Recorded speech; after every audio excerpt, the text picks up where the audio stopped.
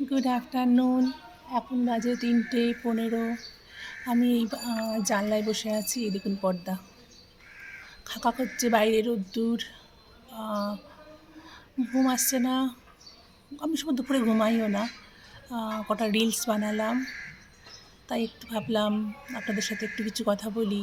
অনেক দিন হয়ে গেল কোনো লং ভিডিও দিই না। লং ভিডিও নয় যদিও, এটা অবশ্য এটা শর্টসের মধ্যেই পড়বে। যাই হোক, আজকে মনটা ভালো লাগছে না।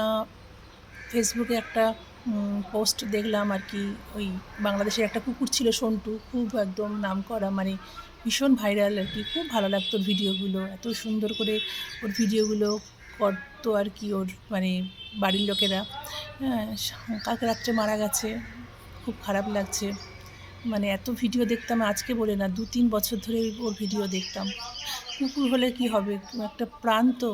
আর সবথেকে বড় কথা, অ্যাটাচমেন্ট একটা তৈরি হয়ে যায়। যার ভিডিও প্রত্যেক দিন দেখতাম, কত রকমের মজার ভিডিও, কত রকমের তাকে সাজিয়ে গুছিয়ে, মানে মানে মনে হতো পুরো মানুষ, একটা মানুষের মতো আচরণ। খুব ভালো লাগতো।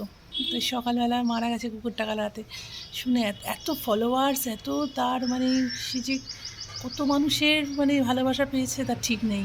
তাদের মধ্যে আমিও একজন, খুব ভালোবাসতাম। কিন্তু হঠাৎ করে কাল রাত্রে মারা গেছে। মনটা খারাপ লাগছে যে আর তো দেখতে পাবো না ভিডিও। খুব মানে ভালো লাগতো আর কি। যাই হোক, কিছু করার নেই, মেনে নিতেই হবে।